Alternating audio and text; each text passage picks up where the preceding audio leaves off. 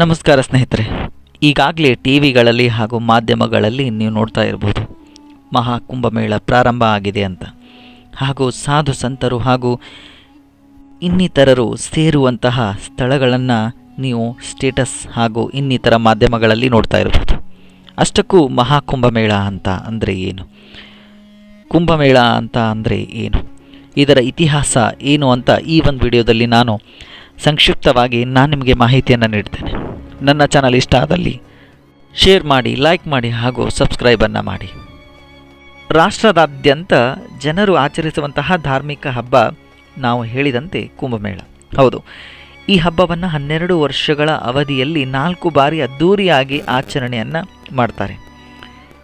ಉಜ್ಜಯಿನಿ, ಹರಿದ್ವಾರ್, ಅಲಹಾಬಾದ್ ಹಾಗೂ ನಾಸಿಕ್ ಸ್ಥಳಗಳಲ್ಲಿ ಭಕ್ತರು ಅದ್ಧೂರಿಯಾಗಿ ಆಚರಿಸುವಂತಹ ಹಬ್ಬವಾಗಿದೆ. 4 ಕುಂಭಮೇಳ ಸ್ಥಳಗಳು ಗಂಗಾ, ಶಿಪ್ರಾ, ಗೋದಾವರಿ ಹಾಗೂ ಗಂಗಾ, ಯಮುನಾ, ಸರಸ್ವತಿ ಸಮ್ಮಿಲನ ಎಂಬ 4 ನದಿಗಳ ಸೂರ್ಯ, ಚಂದ್ರ ಹಾಗೂ ಗುರು ಸ್ಥಾನವನ್ನು ಆಧರಿಸಿದೆ. ಇನ್ನು ಕುಂಭಮೇಳದ ಇತಿಹಾಸವನ್ನು ನಾವು ನೋಡೋದಾದರೆ, ಹಿಂದೂ ಪುರಾಣಗಳ ಪ್ರಕಾರ ಸಮುದ್ರ ಮಥನ ನಡೀತಾ ಇತ್ತು. ದೇವತೆಗಳು ಮತ್ತು ರಾಕ್ಷಸರ ನಡುವೆ ಕ್ಷೀರಸಾಗರ ಮಂಥನ ನಡೆಯುವಾಗ ಅಮೃತದ ಪಾತ್ರೆಗಾಗಿ ಹೋರಾಡ್ತಾ ಇದ್ರು. ಮಾಡುವಂತಹ ಸಂದರ್ಭದಲ್ಲಿ ಅಮೃತದ ಹನಿಗಳು 4 ಸ್ಥಳಗಳಲ್ಲಿ ಬೀಳುತ್ತವೆ. ಆ ಬಿದ್ದಂತಹ ಸ್ಥಳಗಳು ಪವಿತ್ರಗೊಳ್ಳುತ್ತವೆ. ಆ ಪವಿತ್ರಗೊಂಡ ಸ್ಥಳಗಳನ್ನೇ ಈ 4 ಕುಂಭಮೇಳದ ಸ್ಥಳಗಳು ಅಂದರೆ ಉಜ್ಜಯಿನಿ, ಹರಿದ್ವಾರ್, ಅಲಹಾಬಾದ್ ಮತ್ತು ನಾಸಿಕ್ ಈ ಸ್ಥಳಗಳು ಹಾಗೂ ಅಲ್ಲಿರುವಂತಹ ನದಿಗಳು ಅಮೃತವಾಗಿ ಮಾರ್ಪಟ್ಟಿದೆ ಅಂತ ನಂಬಲಾಗುತ್ತೆ. ಹಾಗೂ ಈ ಪವಿತ್ರವಾದಂತಹ ನದಿಯಲ್ಲಿ ಸ್ನಾನ ಮಾಡಿದರೆ ಮೋಕ್ಷ ಸಿಗುತ್ತೆ ಅಂತ ಕೂಡ ನಂಬಿಕೆ ಕೂಡ ಇದೆ. ಕುಂಭ ಎಂಬ ಪದವು ಮೂಲತಃ ಅತೀಂದ್ರಿಯ ಅಮೃತದ ಪಾತ್ರೆಯಾಗಿದೆ.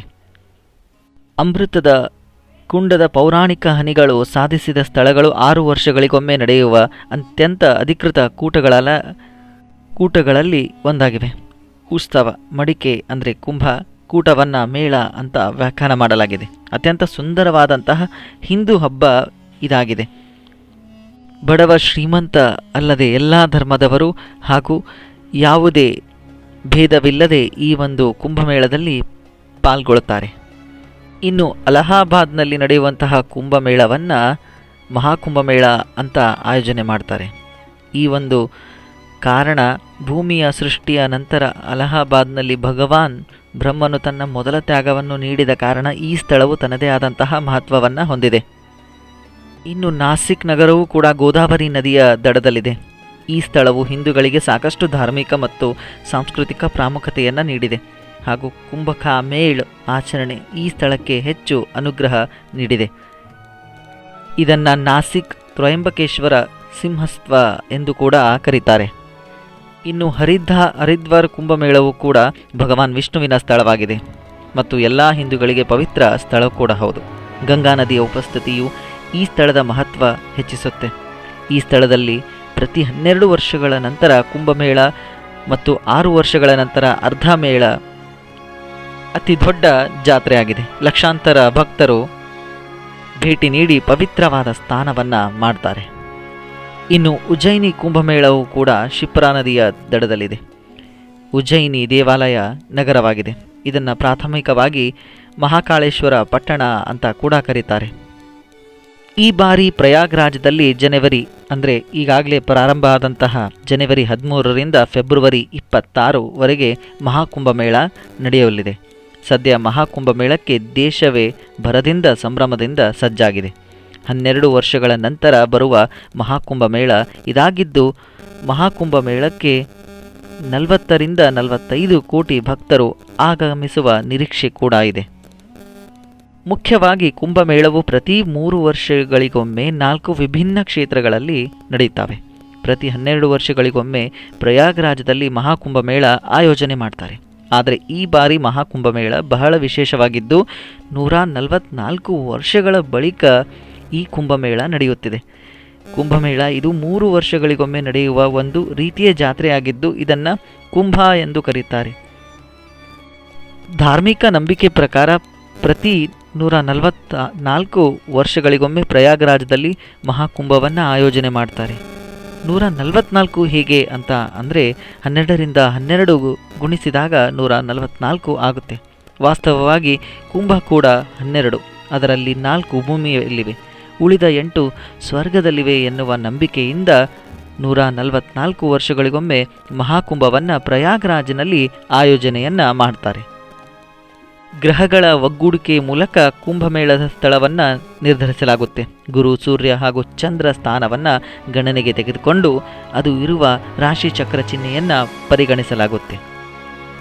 ಗುರುವು ಸೂರ್ಯನ ಸುತ್ತ ಒಂದು ಸುತ್ತು ಬರಲು ಸುಮಾರು 12 ವರ್ಷಗಳನ್ನು ತೆಗೆದುಕೊಳ್ಳುವುದರಿಂದ ಕುಂಭಮೇಳವನ್ನು 12 ವರ್ಷಗಳ ಅವಧಿಯಲ್ಲಿ 4 ಬಾರಿ ಆಚರಣೆಯನ್ನು ಮಾಡಲಾಗುತ್ತೆ.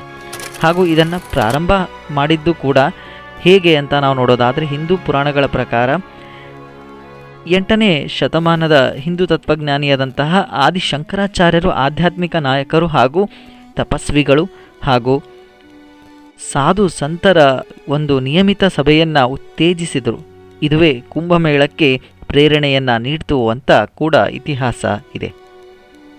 ಗುಪ್ತರ ಆಡಳಿತದ ಸಮಯದಲ್ಲೂ ಕೂಡ ಕುಂಭಮೇಳಕ್ಕೆ ಹೆಚ್ಚು ಪ್ರಾಮುಖ್ಯತೆಯನ್ನು ನೀಡಿದರು. ಸ್ಥಾನದ ಘಟ್ಟಗಳನ್ನು ನಿರ್ಮಿಸಿದ್ರು ಹಾಗೂ ಜನಸಮೂಹ ಹೆಚ್ಚಿನ ಆಕರ್ಷಕವಾಗಿತ್ತು. ನಂತರ 12ನೇ ಶತಮಾನದಲ್ಲಿ ರಾಜಮನೆತನಗಳು ಕೂಡ ಈ ಕುಂಭಮೇಳವನ್ನು ಪ್ರೋತ್ಸಾಹಿಸ್ತಾ ಬಂದವು. ಅದರಲ್ಲಿ ಮುಖ್ಯವಾಗಿ ಮೊಘಲ್ ಚಕ್ರವರ್ತಿಗಳು ಕೂಡ ಪ್ರೋತ್ಸಾಹನ ನೀಡಿದರು.